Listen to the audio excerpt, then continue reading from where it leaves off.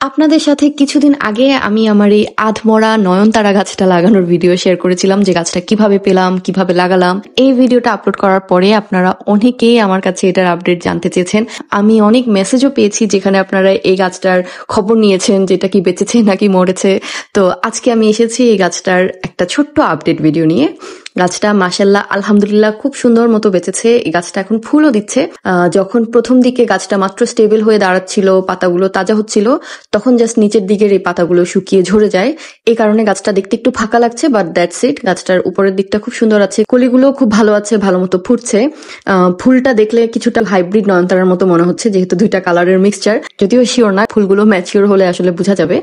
এখানে দেখেন গাছে অনেক বীজও আছে, এগুলো আমি কিছুদিন পরে মাটিতে বসিয়ে দিব। যদি এখান থেকে চারা হয় আমি আপনাদেরকে অবশ্যই গিফট করে দিব। আপনারা অনেকেই আমার কাছে গাছ গিফট চান, কিন্তু আমার কাছে এখন গাছ গিফট দেওয়ার মতো এত গাছ নাই।